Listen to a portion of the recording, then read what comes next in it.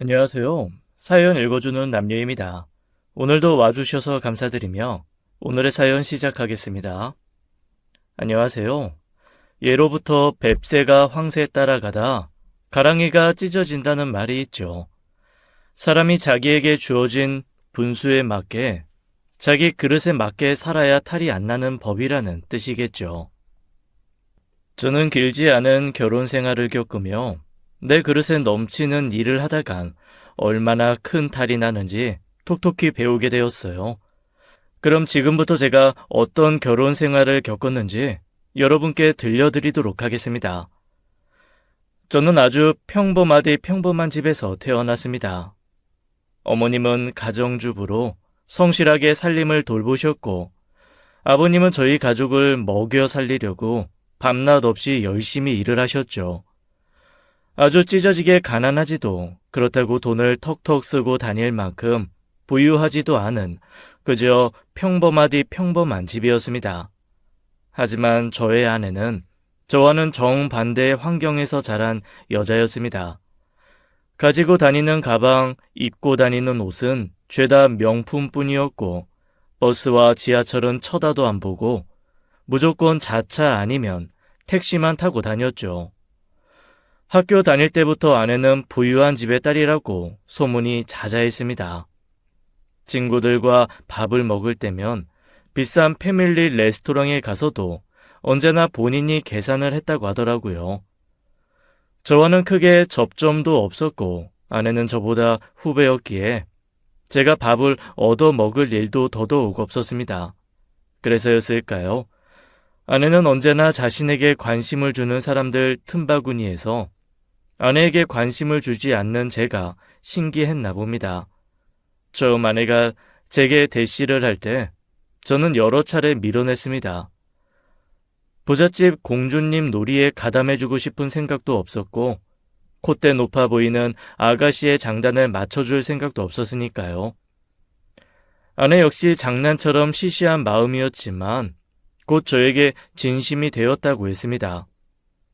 아내의 끈질긴 구애 끝에 저는 결국 아내와 사귀게 되었고 비밀 연애를 하는 성격이 못 되는 아내 때문에 저희는 사귀자마자 학교 공식 커플이 되었어요. 어딜 가나 주목을 받는 아내 때문에 부담스러운 것도 사실이었지만 아내와의 연애는 생각보다 공주님 비위 맞추기 놀이까지는 아니었습니다. 아내는 저를 정말 좋아해 주었고 저 역시도 저를 좋아해 주는 아내가 귀엽고 좋았습니다. 그렇게 저희는 학교를 졸업하고서도 계속 만남을 유지했고 제가 좋은 기업에 취직을 하자 아내가 결혼을 하자고 하더라고요. 오빠 취업한 회사 엄마한테 말했더니 당장 데려오래. 우리 엄마 속물이라서 대기업 좋아하잖아. 날 마음에 들어 하실까? 엄마 마음에 들 필요가 뭐가 있어. 우리 엄만 내가 좋으면 다 좋대. 아내가 적극적으로 추진한 덕에 저는 장모님을 뵈러 아내의 집에 가게 되었습니다. 뉴스에서나 보던 프리미엄 아파트 단지, 그 중에서도 가장 높은 층에 살고 있더라고요. 저희 집은 18평짜리 임대 아파트였는데 아내의 집을 보자 솔직히 기가 죽은 것도 사실이었어요. 하지만 장모님을 마주한 순간 내가 기가 죽어야 될 대상은 아내의 집이 아니라 장모님이라는 사실을 단번에 깨달았습니다. 아내와 닮은 듯 하면서도 장모님은 아내보다 더 날카로운 인상이었어요. 화장도 짙으셨고 제가 인사를 온다고 해서였는지 집인데도 정장 원피스 같은 걸 입고 계셨습니다. 안녕하세요. 처음 뵙겠습니다. 저 강준혁이라고 합니다. 얼굴은 반반하네. 들어와요. 처음엔 그냥 인상이 세신 분인 건가 했지만 이야기를 하면 할수록 저를 탐탁찮아 하신다는 걸 느낄 수 있었죠. 요즘은 대기업이라고 해도 월급쟁이 월급이 거기서 거길 텐데 우리 지수 먹여 살릴 수나 있으려나 모르겠네. 미리 말하겠지만 나는 지수 돈 보고 결혼하는 놈들한테는 시집 안 보낼 거거든. 걱정 마십시오. 제가 지수 책임지고 열심히 먹여 살리겠습니다. 난 정말 걱정이야. 우리 지수는 일평생 고생이라고는 안 해보낸데 내가 잘 아는 회장님 아들이 있는데 원래는 그 아들이랑 엮어주려고 했거든. 그런데 굳이 자기가 사랑하는 사람 아니면 안 된대서 한번 얼굴이나 보자고 불렀네. 그래, 집은 장만해둔 건 있고? 아니요. 우선은 전셋집 얻어서 생활하고 돈 벌어서 차차. 내 이럴 줄 알았어. 내 뭘 했니? 너 얘랑 결혼하면 그때부터 고생길 훤하게 열리는 거야. 정말 이 결혼이 하고 싶니? 내가 정말 사랑하는 사람이야. 난 오빠 아니면 결혼 안 해. 자네 설마 은근슬쩍 내가 집 해주길 바라는 건 아니겠지? 아닙니다. 저 절대 그런 생각 안 했습니다. 저희 회사에 신혼부부 전세대출 해주는 제도도 있고요. 그 돈에 제가 모은 적금 보태면 서울권의 전세 충분히 구할 수 있습니다. 장모님은 저와 대화하는 내내 아내가 이 결혼을 하지 않았으면 하는 내색을 숨기지 않았습니다. 솔직히 남자로서 자존심도 많이 상했지만 저 역시도 아내를 많이 사랑했고 놓치고 싶지 않았기에 딸 가진 어머님의 마음이겠거니 하고 넘어갔어요. 하지만 장모님의 물에는 상견례 장에서도 계속되었습니다. 듣자 하니 준혁군이 뭐 하나 준비해둔 게 없더라고요. 집도 절도 없는 집에 딸 시집 보내려니 제 마음이 영 그러네요. 예, 그러시죠. 아들놈 장가 보내는 거랑 딸 시집 보내는 거랑 마음이 천지 차이죠. 암만요. 내가 집을 해주고 싶어도 요즘은 워낙 도둑놈 같은 새끼들이 많아서 처갓돈 보고 눈 벌게져서 달려드는 애들이 많잖아요. 네? 아니, 대가드님이 그렇다는 게 아니라 요즘 풍토가 그렇다는 거죠. 그래서 저는 지수 결혼에 크게 보태고 싶지 않아요. 살다가 점점 정들고 이런 후에 물려주면 모를까. 예, 요즘 아이들 결혼이 다 그렇죠, 우리 아들 녀석은 부모 품 진작에 벗어나서 저 알아서 사는 놈이라서 결혼하고도 잘 살 겁니다. 너무 걱정 마세요, 사부인. 저한테 그러는 건 얼마든지 참을 수 있었지만 제 부모님한테까지 무례를 범하는 걸 보니 솔직히 조금 화도 났긴 했지만 하지만 아내는 전혀 심각성을 느끼지 못하고 있더라고요. 우리 엄마는 그냥 내 걱정하신 건데 왜 그렇게 예민하게 받아들여?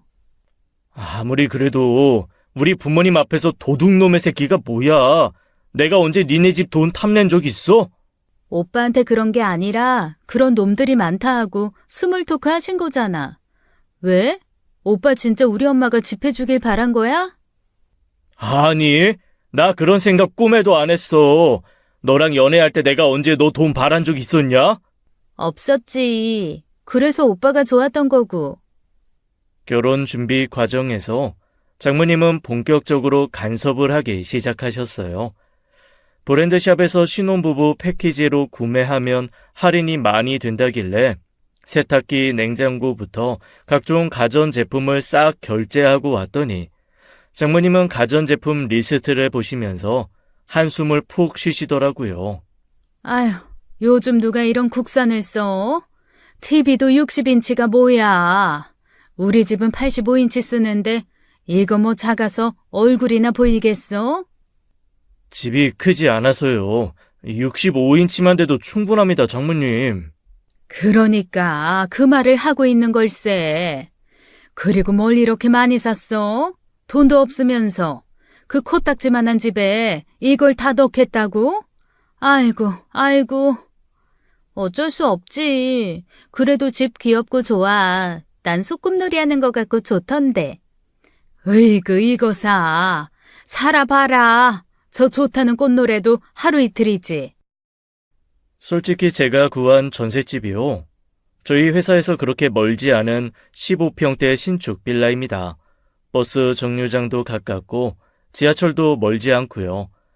처가댁 오기도 버스 노선 하나면 30분이면 오고요. 그런데 장모님은 뭐가 그렇게 못마땅하신지 제가 뭐만 하면 아주 혀를 끌끌 차기 바쁘셨어요. 그나마 다행인 건 장모님이 일하는 분이셔서 자주 만나지 않아도 된다는 거였죠. 그래도 저는 제가 아내와 장모님께 잘하면 장모님이 저를 좋아해 주실 거라고 생각했어요. 웃는 얼굴에 침 못 뱉는다는 말도 있잖아요. 하지만 저희 장모님은 웃는 얼굴에 칼도 꽂는 분이었습니다. 자네는 뭐가 그렇게 좋아서 만날 때마다 실실 웃나? 예? 엄마, 오빠한테 왜 그래? 오빠는 잘해보겠다고 그러는 건데.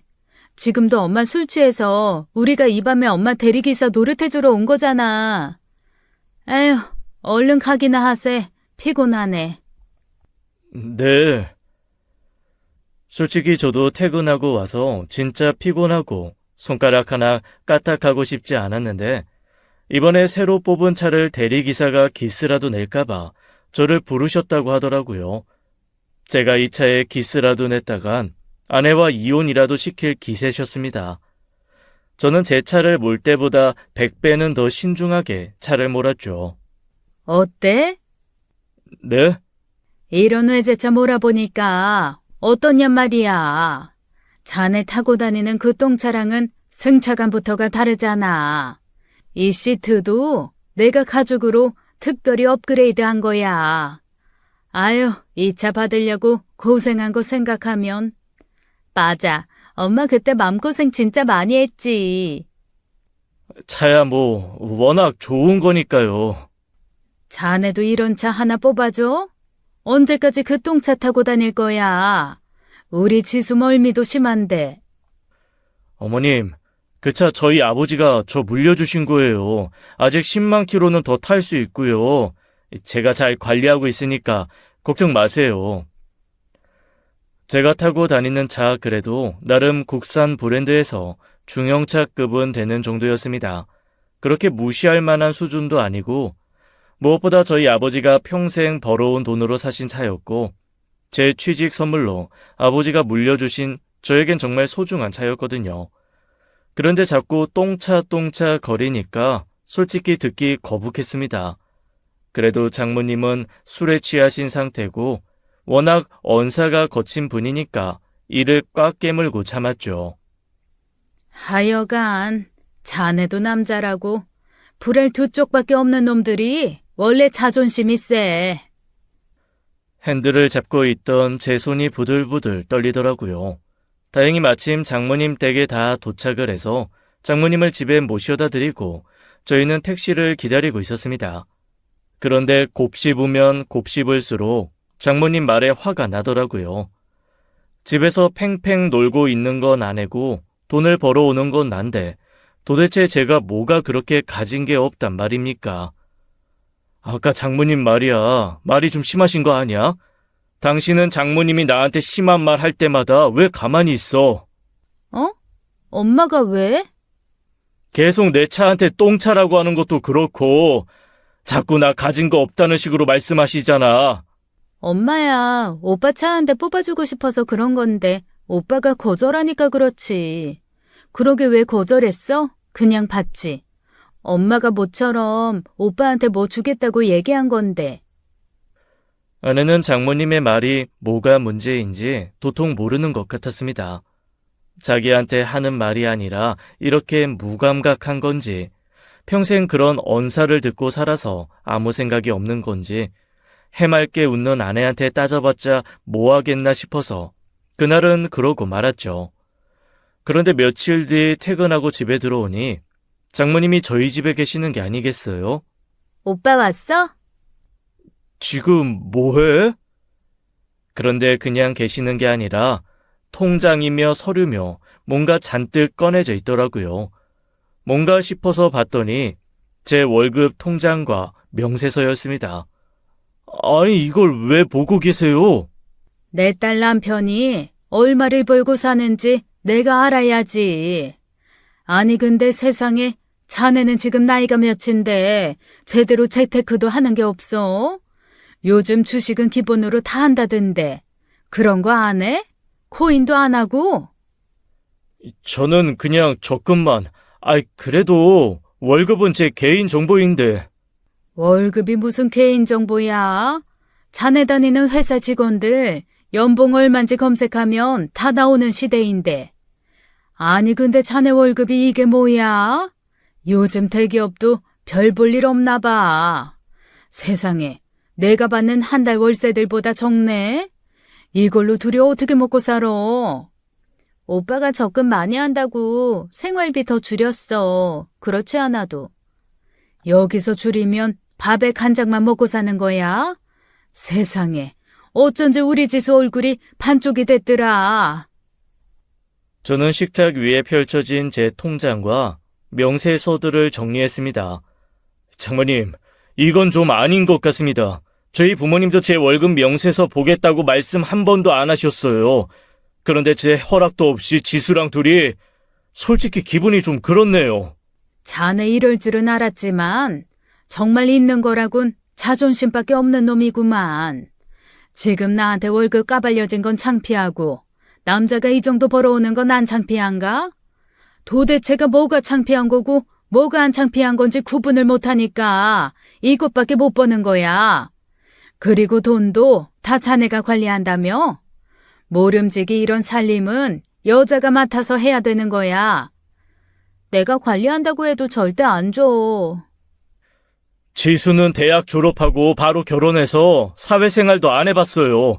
그런 애가 어떻게 돈 관리부터 할 수 있겠어요? 저는 대학교 1학년 때부터 제 돈은 제가 직접 관리하면서 살았습니다. 그리고 제 월급인데 제가 관리하는 게 맞죠. 따박따박 말대꾸하기는. 자네는 자네가 내 사위인 걸 고맙게 생각해야 돼. 내 직원이었으면 당장 잘렸어. 그리고 접대 말한 그 똥차는 어떻게 할 거야? 처리할 거면 새 차 사주고. 괜찮습니다. 그냥 엄마가 해준다는데 좀 받아. 뭐 어때? 으이구, 됐네. 저 싫다는 사람한테 내가 뭘 어쩌겠나. 지수야, 엄마 간다. 돌아가는 장모님을 보면서 앞으로 나는 뭘 해도 장모님 맘에 드는 일은 없겠구나 하는 생각이 들더라고요. 그래서 그때부터는 장모님한테 굳이 점수를 따려고 저자세를 취하지 않고 그저 사위로서의 최소한의 도리만 하고 지냈습니다. 물론 그런 저를 인간미가 없다며 대놓고 못마땅하게 여기셨지만 대리기사 노릇을 할 때도 그렇게 대하셨으니 저에겐 별 타격으로도 다가오지 않았습니다. 그러던 어느 날이었어요. 제가 신입 때부터 저를 잘 챙겨주시던 회사 선배가 있었는데요. 어느 날 사직서를 냈다고 고백을 하시더라고요. 갑자기 왜요? 선배 이제 곧 진급도 하잖아요. 나 사실 사업 준비 중이거든.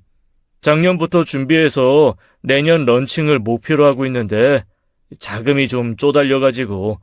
근데 저번에 퇴직금 조회해보니까 꽤 되더라고. 그거랑 대출 받아서 투잡 말고 내 사업에 올인해볼까 해. 와, 대단해요, 선배. 그래서 말인데 중혁아, 너 나랑 같이 안 해볼래? 제가요? 제가 도움이 돼요? 너 능력 있잖아.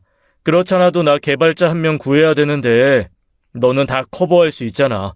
내가 당장은 많이 못 줘도 1년 내로 이 회사보다 많이 줄 수 있는 건 장담해.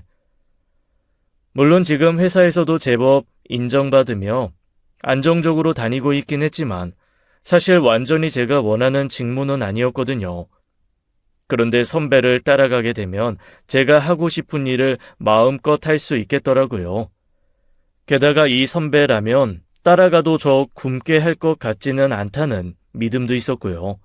워낙 추진력도 강하고 리더십도 있는 사람이라 상사분들이 워낙 아끼는 선배였습니다. 하지만 저는 혼자 결정할 수 있는 부분이 아니었기에 아내와 상의를 하고 말해준다고 했죠. 사실 월급도 크게 달라지지 않고 무엇보다 제가 좋아하는 일을 한다고 하면 아내가 당연히 환영해 줄 줄 알았습니다. 그런데 아내는 적극적으로 퇴사를 반대했습니다. 뭐? 안 돼. 굳이 왜 대기업을 관두고 코딱지만한 회사에 들어간다는 거야? 내가 들어보니까 선배가 오래 준비한 것 같기도 하고 비전도 있어 보여. 무엇보다 내가 하고 싶은 일이었고. 그 사람 사기꾼이야. 당신 지금 사기꾼한테 농락당하고 있는 거라고. 사업은 무슨 사업? 회사 다니는 사람이 사업을 제대로 할 수나 있겠어? 내가 좋아하는 선배한테 사기꾼이라니. 그리고 넌 이 분야 잘 모르잖아. 그런데 무턱대고 반대하는 거야? 선배가 나 월급도 챙겨준다고 했어. 네 삶에는 별로 달라질 게 없어. 왜 달라질 게 없어? 내 남편이 대기업 다니는 사람에서 한순간에 코딱지만한 알지도 못하는 회사 다니는 사람 됐는데 난 절대 반대야. 그러다 그 사람 사업 망하고 쪽박 차면 내 인생까지 망하게 되는 거잖아. 아내는 더 이상 제 말을 들으려고도 하지 않았습니다. 그냥 반대하는 것도 아니고 입에 거품을 문 수준으로 반대를 하기에 저도 더 이상은 밀어붙일 수가 없었죠. 선배한테 못하겠다고 말해야겠다 생각을 했는데 아내는 언제 장모님께 말한 건지 다음날 아침부터 장모님이 저희 집을 찾아오셨더라고요. 자네 사업한다며? 왜? 내가 사장님 소리 들으면서 돈 잘 쓰는 것 같으니까 자네도 사업병에 걸린 건가? 네? 아니요, 장모님. 제가 사업을 한다는 게 아니라요. 선배가 하는 사업에 제가 들어가는 거예요. 그게 그거지. 그리고 자네, 얘가 아무것도 모른다고 무시까지 했다며? 살다 원, 가진 거 쥐뿔도 없는 놈. 그래도 사랑이랍시고 결혼시켜줬더니 내 딸을 무시해? 요즘 같은 세상에 무슨 사업이야? 그러다 쫄딱 말아먹으면 나한테 빌붙으려고? 장모님, 말씀이 너무 지나치신 거 아니에요? 그리고 저 지수 무시한 적 없어요. 지수가 제가 하는 일이 뭔지 알려고도 하지 않고 반대하니까 했던 말이고요. 선배가 하는 사업 전망도 있고 제가 잘할 자신 있어서 그랬습니다. 두 모녀가 저에게 쌍심지를 켜고 반대를 하니 솔직히 반항심도 피어올랐습니다. 버젓이 잘 해내 보이고 싶었죠. 그래서 저는 평일에는 회사를 다니고 주말에 선배를 돕는 식으로 투잡을 하기로 결심했습니다. 우선은 제가 회사를 그만두지 않는다니 아내도 한 발 물러났고요. 아유, 나야 고마운데 너 괜찮겠냐? 회사도 곧 프로젝트 들어가서 바쁠 텐데. 아이, 절대 선배한테 해 안 끼치게 잘할게요.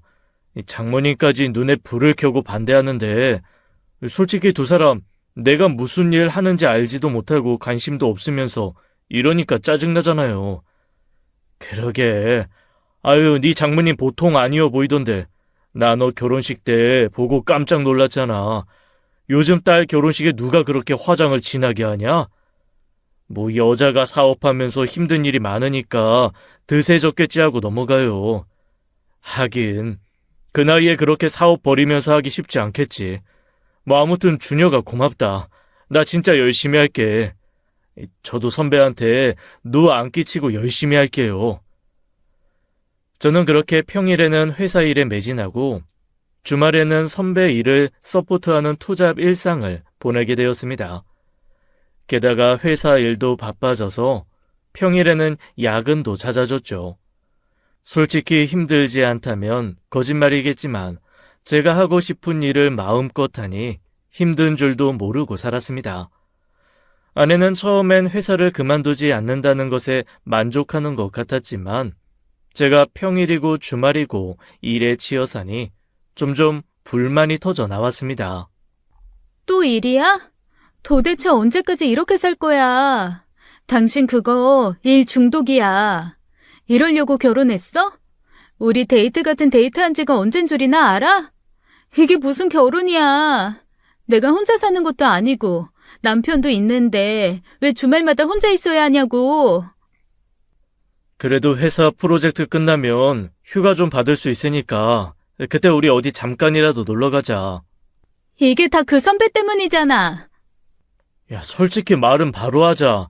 너나 어머님이 반대 안 하셨으면 평일엔 선배 회사에서 일하고 주말엔 너랑 놀았겠지.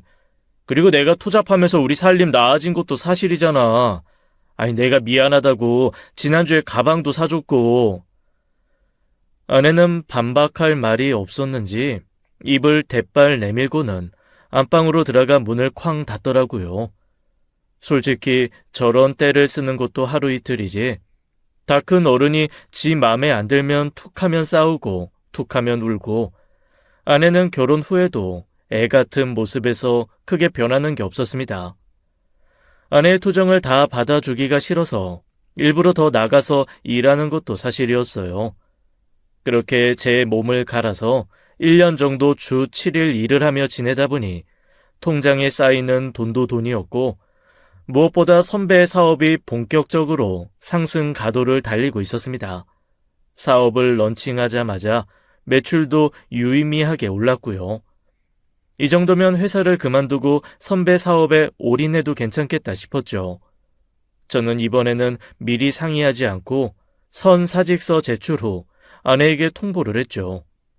나 이번 달까지만 회사 다니고 다음 달부터는 선배 회사에 올인하기도 했어. 뭐? 기어이 회사를 그만둔다고? 당신도 나랑 같이 시간 보내고 싶은 거 아니야? 아유, 솔직히 나도 이제 주 7일은 힘들어. 그리고 우리 회사도 요즘 사정 그렇게 좋지 않고 우리 팀에서 벌써 2명이 나갔어. 나도 그 꼴 당하기 전에 미리 나가는 거야. 그리고 선배가 나 이사 직함도 달아준대. 스톡 옵션도 나눠주고. 이제 더 좋아질 일만 남았어. 몰라. 내가 아는 게 어딨어. 당신 알아서 해. 아내는 또 삐져서 방으로 들어가더라고요. 그렇게 저는 선배 회사에서 이사 직함을 달고 본격적으로 사업에 매진하였습니다. 다행히 매출은 꾸준히 올랐고 저는 회사 나온 지 반년도 안 돼서 연봉이 3배 정도는 올랐습니다. 매달 찍히는 통장의 돈 액수가 달라지고 아내에게 준 생활비 카드의 한도가 높아지자 언제나 셀쭉하게 굴었던 아내의 태도가 부드러워지기 시작했습니다. 자기야, 이번 주 결혼기념일인 거 알지? 알지. 그래서 내가 호텔 레스토랑에 스위트룸까지 풀로 예약한 거잖아. 오빠 진짜 최고야. 그러게. 내가 진작 회사 간두고 선배 사업에 올인해도 된다고 했지. 하여튼 내 말 안 믿고. 당신 말대로 내가 뭐 알아서 그랬나? 난 그냥 대기업이 제일 안정적인 줄 알고 그런 거지. 처음엔 저에게 살갑게 구는 아내가 좋았습니다. 더 이상 삐친 아내를 달래도 되지 않아서 좋았고 애처럼 구는 모습도 없어졌고요. 그런데 제가 그 어떤 행동을 해도 마음에 들어하지 않던 장모님의 태도가 달라졌습니다. 아이고, 우리 사위 왔는가? 요즘 왜 이렇게 얼굴 보기가 힘들어? 회사가 많이 바빠서요. 그래서 내가 장어랑 소고기 사놨네. 얼른 앉아. 예전엔 장모님 집에서 밥 한 끼 먹으려면 불판을 꺼내는 것도 제가, 고기를 굽는 것도 제가, 뒷정리를 하고 치우는 것도 다 제가 했거든요. 그런데 지금은 저만 가만히 앉아있고 일하시는 이모님과 장모님, 아내까지 저 하나 먹이려고 분주하게 움직이는 모습이 부담스러우면서도 황당하기까지 했습니다. 내가 돈을 잘 벌어서 저렇게 달라지는 건가 싶은 생각도 들고요. 내가 요즘 바깥에서 사위 자랑하는 맛에 살잖아. 자네가 아는 그 어플 말이야. 내 주변에서도 엄청 해. 그래서 내가 유료 결제해서 이용하라고 엄청 압박 주고 있어. 이렇게 능력 있는 사위를 다 보고 내가 복이 많아. 그렇게 생각해 주셔서 감사합니다. 이제 슬슬 아기도 가져야 할 텐데 말이야. 결혼한 지 벌써 몇 년인데 애가 없어. 오빠가 너무 바빠서 그렇지. 애만 낳아봐. 내가 우리 아줌마랑 열과 성을 다해서 키워줄 테니까. 자네랑 지수는 손 하나 까딱 안 해도 돼. 네, 슬슬 생각해 봐야죠. 장모님이 저한테 저렇게 웃어줄 줄도 아는 분이구나 싶은 생각이 들더라고요.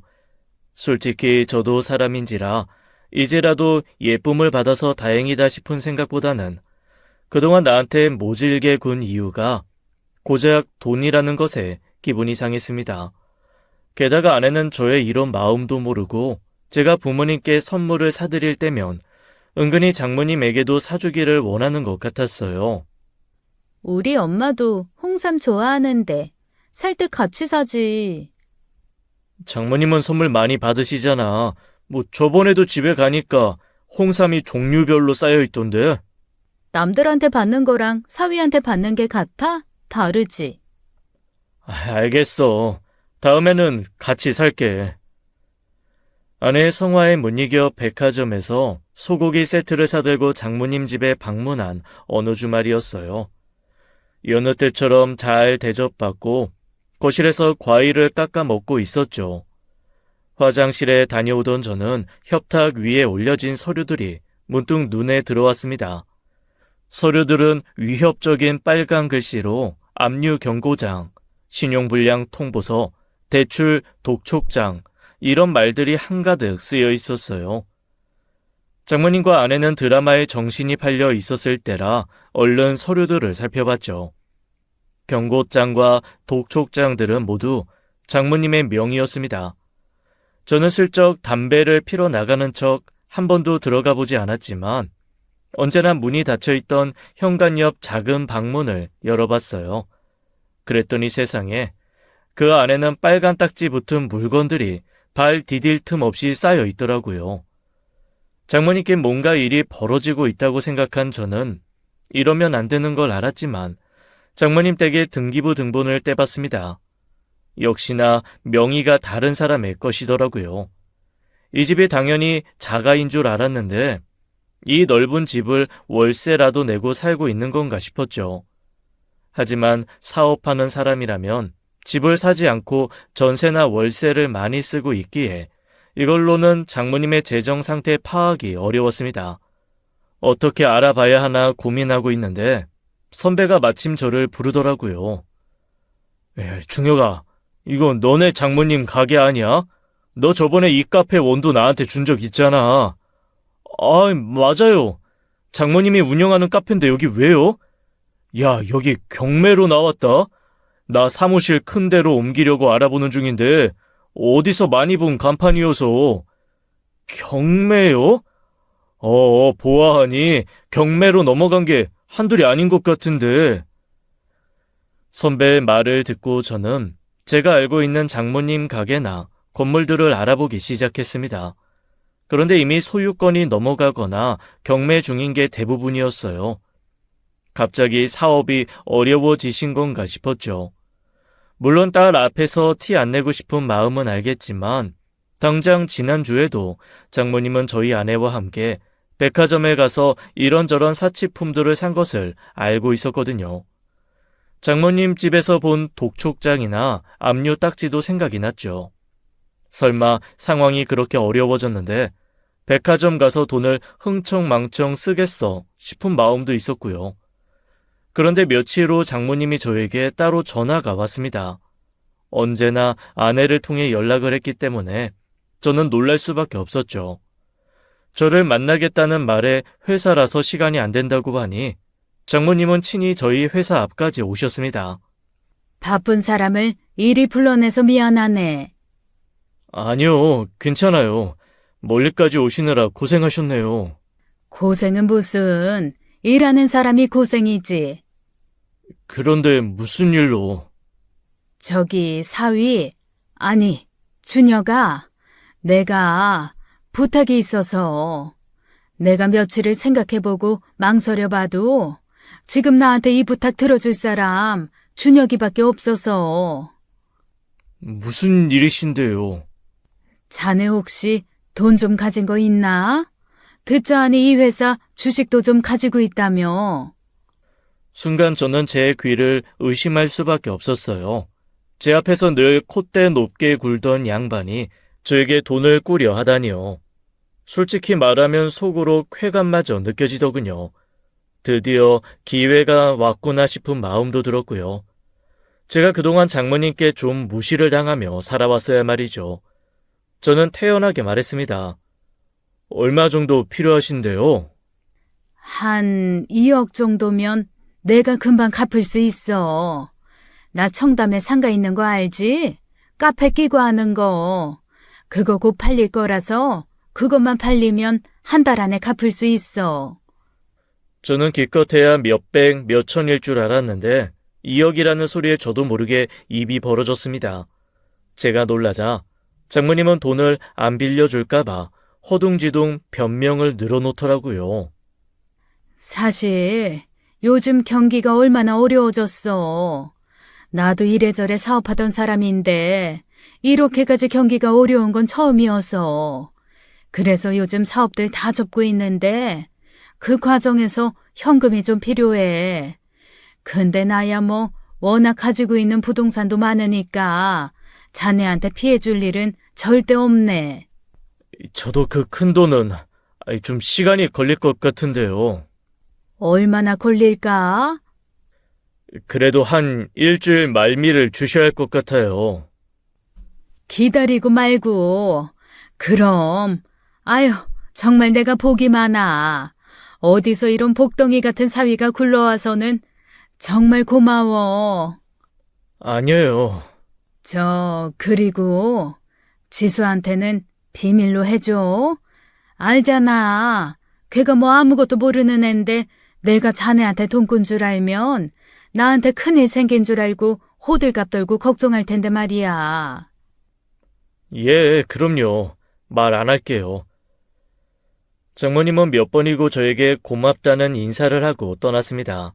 사실 지금 제 상황에서 2억 정도면 어렵지 않게 구할 수 있는 돈이었지만 저는 우선 장모님을 보내고 생각을 했습니다. 결혼 생활 처음으로 장모님이 제게 이렇게까지 굽힌 적은 처음이라 이 기회를 잘 이용하고 싶었거든요. 그간 장모님이 저한테 갑질한 거며 저희 집에 간섭한 것까지 갚아주고 싶은 마음도 있었고요. 그러다 저는 좋은 생각이 났습니다. 일주일이 지났고 장모님은 다시 제 회사로 찾아오셨죠. 자꾸 회사로 오게 해서 죄송해요. 아유, 아니야. 덜 바쁜 사람이 움직이는 거지 뭐. 저 돈은 준비했고요. 그 전에 저는 미리 준비해둔 서약서 하나를 장모님께 내밀었습니다.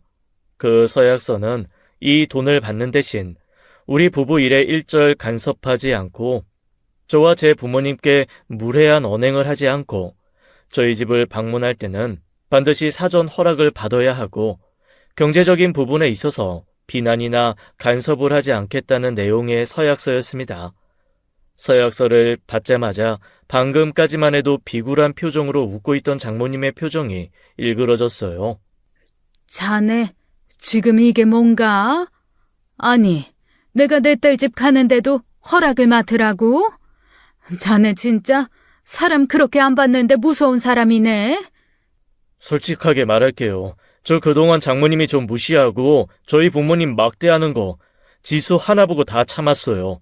그런데 장모님 제가 돈 좀 잘 번다고 그때부터 저 무시하는 거 그만두시더라고요. 장모님이 저라는 인간이 싫은 게 아니라 제가 돈이 없어서 싫어했다는 사실에 자괴감이 든 것도 사실이에요. 다른 건 다 괜찮지만 이제 지수 가족은 저예요. 지수가 무슨 일이 생기면 제일 먼저 상의해야 할 사람도 저고요. 지수의 독립을 위해서라도 이 서약서에 사인해 주시면 바로 입금해 드리겠습니다. 정말 기가 막혀서 내가 살다 이딴 계약서는 처음 보네. 싫으시면 저도 돈 드리기 어렵습니다. 제가 장모님께 이자를 받는 것도 아니고 그저 지수와 저 두 사람 독립된 인격체로 인정해달라는 서약서일 뿐인 건데요.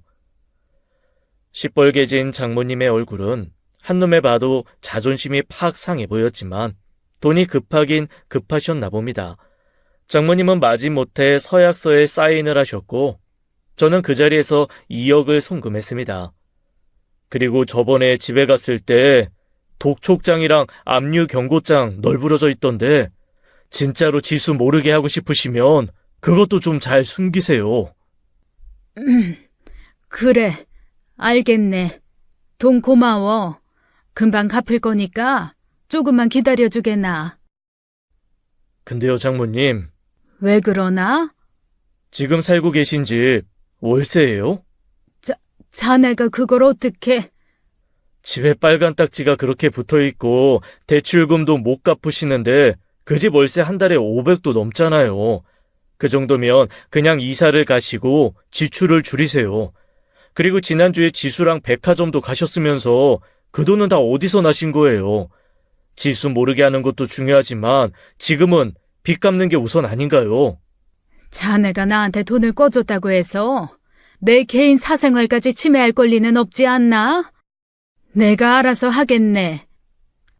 몇 년 전에 내 월급 명세서 살펴보던 건 영 기억을 못 하시는지 장모님은 저의 훈수에 기분 나빠하며 집으로 돌아가셨습니다. 솔직히 제 아내의 엄마라는 사람에게 이렇게까지 해야 하나 싶었지만 그동안 제가 당한 게 얼만데요. 어른에게 이러면 안 된다 싶으면서도 속이 아주 통쾌했습니다. 장모님의 말을 믿은 건 아니지만 한 달이 지나도 두 달이 지나도 장모님은 제게 돈을 갚을 생각을 하지 않으셨어요.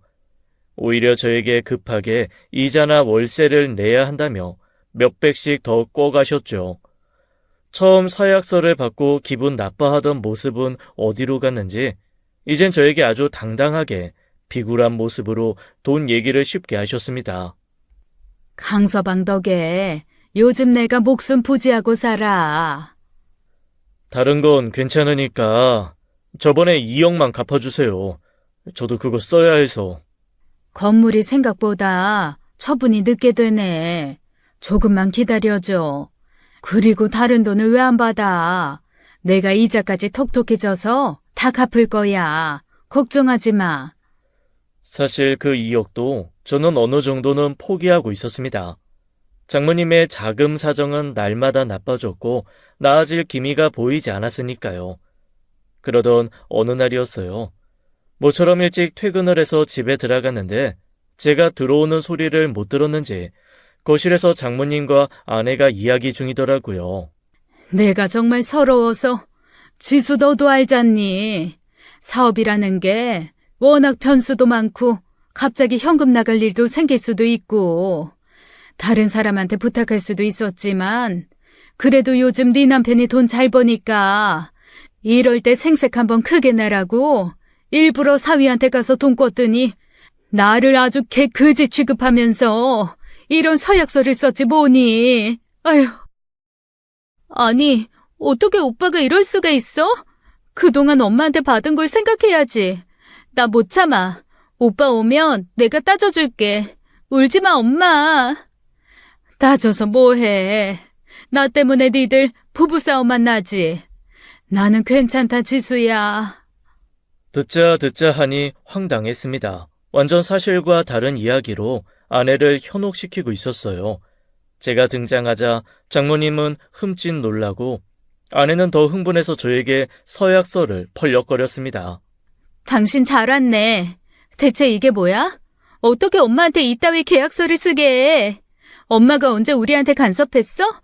엄마는 다 나랑 오빠랑 잘 살라고 그러는 건데 어떻게 오빠가 엄마한테 이래? 인내의 끈이 끊어지는 순간이 참 별거 아니더라고요. 평소 같았으면 따박따박 장모님이 이래서 내가 이랬다라며 아내에게 설명을 했겠지만 결혼한 지 몇 년이 되었는데도 아직도 자기 엄마 편에 서서 저에게 나를 세우는 아내를 보며 저는 이 결혼 생활을 마무리 지어야겠다는 결심이 있었습니다. 지수야, 우리 이혼하자. 뭐? 지금 오빠 입에서 이혼 얘기가 왜 나와? 해도 내가 해야지. 그래, 너도 나도 이혼을 원하니까 하자고. 오빠, 지금 엄마랑 나한테 사과하기 싫어서 이러는 거야? 사과? 내가 뭘 사과해야 하는데. 돈이야. 엄마가 금방 갚으면 되는 거잖아. 사업하다 보면 그럴 수도 있지. 당신도 사업하는 사람이 그거 이해 못하고 겨우 이런 문제로 이혼 얘기를 꺼내? 이 순간에도 사리 분별 못하고 자신의 엄마 편만 들고 있는 아내에게 저는 그동안 장모님에게 받은 차용증을 던졌습니다. 겨우 이런 문제? 이 돈이 네가 말하는 겨우라는 말로 퉁칠 수 있는 건지 확인해보고나 말해. 아내는 자기 앞에 떨어진 차용증을 주섬주섬 챙겨 하나씩 보기 시작했습니다. 적게는 100, 200, 많게는 몇 천까지. 장모님이 제게 다양하게 가져가신 돈들을 보고 아내도 적잖게 놀란 눈치였습니다. 이게 다 뭐야? 이렇게 많이 꿔줬다고? 엄마, 이걸 엄마가 혼자 다 꾼 거 맞아? 장모님은 순간 당황한 기색을 보이셨지만 이내 침착하게 대응하셨습니다. 내가 말했잖아. 갑자기 돌던 자금이 뚝 막혀서 그렇다고. 아니, 자네는 이걸 지금 굳이 순지나 지수한테 다 까발려야 속이 시원한가? 그래. 엄마가 좀 힘들면 당신이 도와줄 수도 있는 거 아니야? 곧 기다리면 엄마가 다 갚겠다잖아. 그래, 그래서 기다렸어. 그랬더니 어떻게 됐는데? 장모님 갑자기 너한테 찾아와서는 내가 돈으로 갑질했다고 너랑 내 사이 이간질 시켜서 지금 우리가 이렇게 싸우고 있잖아. 이게 내가 장모님한테 돈 빌린 대가라면 이 결혼 더 이상 유지할 생각도 없어.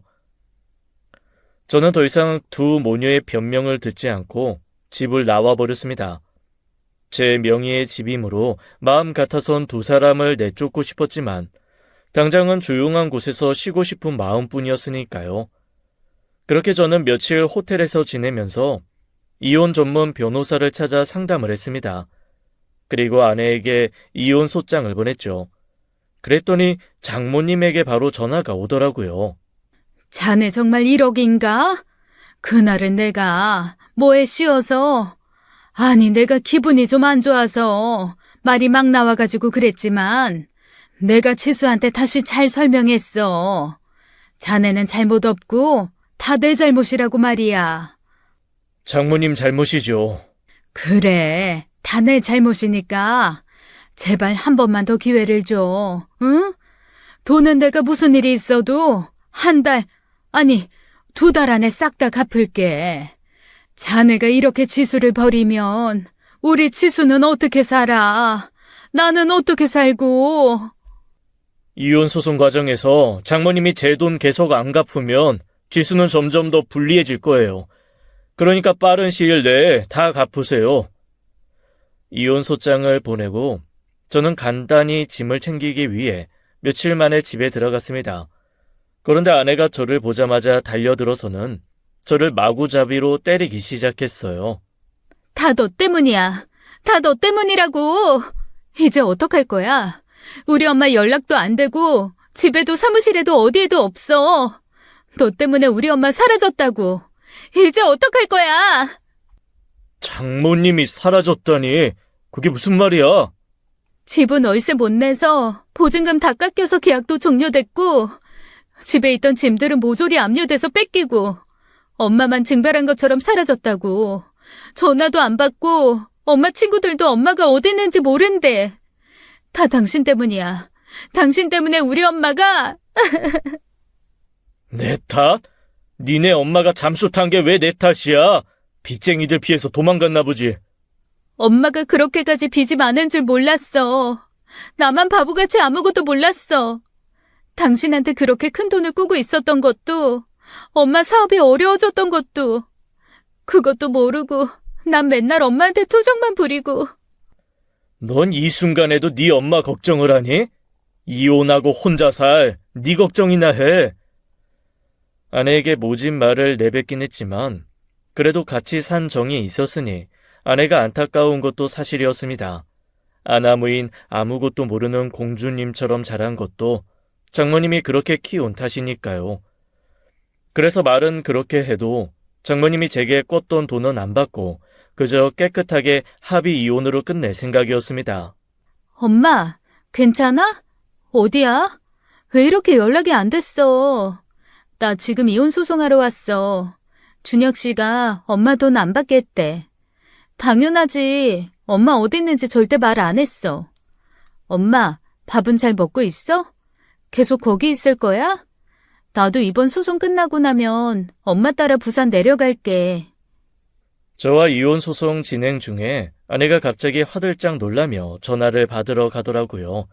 그래서 몰래 따라 나가봤더니 아내는 이미 도피 중인 장모님과 몰래 연락을 하고 있었습니다. 아무리 이혼하는 처지라지만 어떻게 끝까지 내 생각은 요만큼도 안 하고 자기 엄마만 생각하는 건지 이기적인 두 모녀의 행태에 저는 머리가 지끈거렸습니다. 아내의 뒤에서 폰을 빼앗자 아내는 마치 저승사자를 만난 것처럼 화들짝 놀라더라고요. 잘 도망 다녀 보세요. 지구 끝까지 쫓아가서 어떻게 해서든지 장모님한테 그 돈 다 받아낼 거니까요. 아내는 제가 일방적으로 전화를 끊자 제 눈치를 보기 시작했습니다. 오빠, 그게 아니라 나도 엄마랑 연락한 지 진짜 얼마 안 됐어. 얘기하려고 했는데 오빠가 엄마 돈도 안 받겠다고 하고 엄마는 오빠 말고도 갚을 돈이 너무 많아서 그래서 그랬어. 미안해. 저는 혹시 몰라 장모님과 연락하고 있는 아내의 폰을 가져갔습니다. 아내에겐 새 폰을 하나 사줬고요. 다시 전화해보니 장모님은 이미 아내와 연락하던 번호를 없앴더라고요. 마음 같아선 제가 조사를 하고 싶었지만 사업을 확장하는 과정에서 회사도 몹시 바빴던지라 저는 결국 흥신소에 핸드폰을 가져다주며 의뢰를 하게 되었습니다.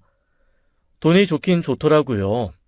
따블을 부르니 제 일을 최우선으로 해결해준 흥신소 덕에 저는 보름도 안 돼서 장모님의 소재지를 파악했습니다. 부산에 있다던 장모님은 그새 강원도 쪽으로 올라와 있더라고요. 아직도 정신을 못 차린 건지 원래 그렇게 미친 사람인 건지 장모님은 빚 독촉으로 도망다니는 신세면서 도박하우스를 전전하며 살고 있었습니다. 저는 선배에게 사정을 설명하고 회사를 이틀 정도 빼고 장모님을 찾아갔어요. 화투를 치다가 저를 발견한 장모님은 이제 놀라지도 않았습니다. 다들 인사해. 우리 사위야. 이제 곧 이혼할 거지만. 화려했던 장모님의 모습은 어디로 가고 제 앞에 화투장을 만지고 있는 아주머니는 제가 알던 장모님이 아니었어요. 머리는 부스스하고 안색은 퀭하고 다 늘어진 계절에 맞지도 않는 옷을 입고는 밥 대신 술을 마시며 화투만 치고 있었어요. 다들 저와 장모님 눈치만 보느라 하우스가 냉랭해졌습니다. 정말 대단한 우리 사위지. 여기까지 쫓아오고 말이야. 내가 사위한테 돈 좀 빌렸는데 장모한테 돈 받아내겠다고 사람까지 풀어서 날 찾은 사람이야, 우리 사위가. 내가 정말 복도 많지. 어디서 이런 거머리 같은 사위를 얻어서는. 도박할 돈 있으면 빚부터 갚고 지수한테나 찾아가 보세요. 판에서 돈을 따야 돈을 벌고 돈을 벌어야 빚을 갚지. 그리고 지수는 자네가 알아서 보살펴줄 거 아닌가? 아무리 이혼을 해도 그동안 살부비고 산정이 있지. 안 그래? 지수가 제 딸도 아닌데 제가 왜요? 저희 이혼하면 남남인데요. 솔직히 자네 돈 받으러 온 거 아니잖아. 내가 얼마나 거지같이 살고 있는지 보러 온 거 아니야? 어차피 나한테 꺼준 돈 없어도 잘만 사는 새끼가. 엄마, 대체 여기서 뭐 하는 거야? 내내 냉소적인 태도를 유지하던 장모님은 제 뒤에서 나타난 아내의 모습에 화들짝 놀랐습니다. 제가 장모님 있는 곳을 찾았다고 아내에게 말했더니 아내가 저와 함께 가길 원했거든요. 도박장에 있는 장모님의 모습을 보여주고 싶지 않아서 몇 번이고 혼자 다녀오겠다고 했지만 아내의 완강한 태도에 저는 결국 데리고 올 수밖에 없었습니다. 지수야. 이러려고 집에도 안 들어오고 전국을 또 돌아다녔어? 나한텐 돈 구하고 있는 중이라고 했잖아. 강서방 돈도 엄마 친구들 돈도 금방 다 갚겠다고 했잖아. 대체 지금 이게 무슨 꼴인데? 그게 아니라 지수야. 엄마 말 좀 들어봐. 이럴 줄 알았으면 내가 준혁 씨 앞에서 엄마 편 안 들었지. 엄마가 준혁 씨한테 모질게 대하는 거 알면서도 그래도 엄마니까 참은 건데. 준혁 씨도 나도 엄마가 내 엄마니까 다 참아준 건데 대체 이게 지금 뭐 하는 거냐고. 아내는 아마도 처음 봤을 막장 상황에 엉엉 울며 장모님께 따졌습니다. 아무래도 괜히 데리고 온 것 같아서 마음이 안 좋아졌어요. 아내가 울자 장모님의 화살이 또 저에게로 날아왔습니다. 여기가 어디라고 얘를 데리고 와서 이 사단을 만들어. 하여튼 난 자네가 처음부터 마음에 안 들었어. 개뿔도 없는 자식한테 괜히 애를 시집 보내서 이 사단을 만들었어 내가. 개뿔도 없는 건 제가 아니라 장모님이죠. 장모님 저랑 지수 결혼할 때부터 사업 어려워지신 거잖아요. 저 다 알아보고 왔어요. 제가 돈이 없어서 마음에 안 든 것도 지수가 어렵게 살까봐가 아니라 장모님한테 돈 떼줄 사람이 없어서 반대하신 거죠. 그러다 제가 돈 좀 버니까 장모님한테 돈 대줄 줄 알고 잘해주신 거고요. 장모님은 자신의 모든 것이 다 까발려졌다는 것을 그제야 깨달았던 것 같아요.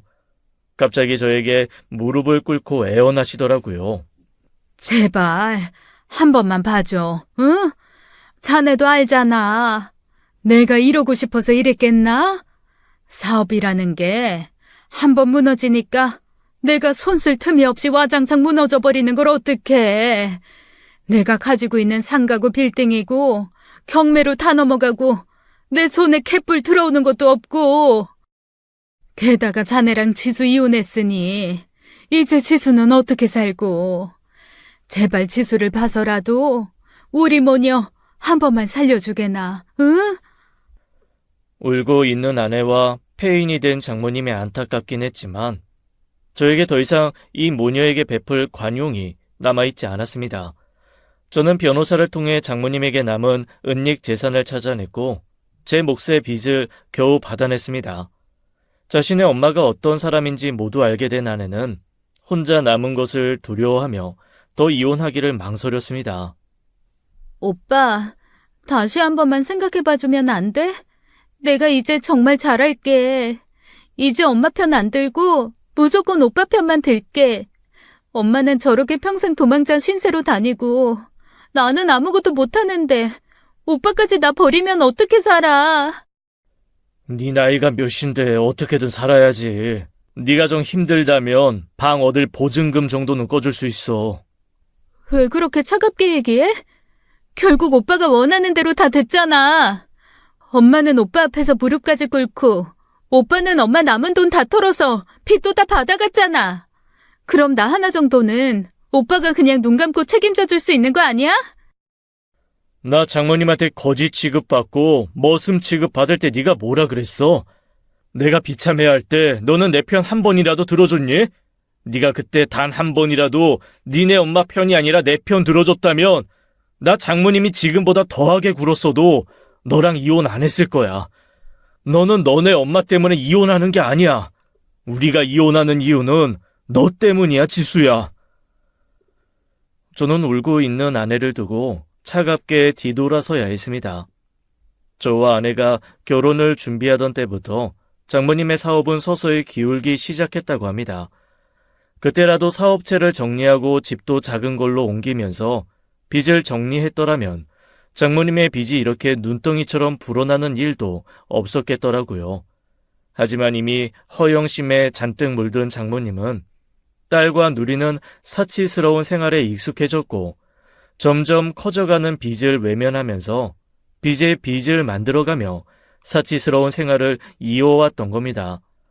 자신의 소유의 집이 다른 사람에게 넘어가는 걸 볼 수가 없어서 월세로라도 그 집에 계속 살게 된 것도 그런 이유에서였고요.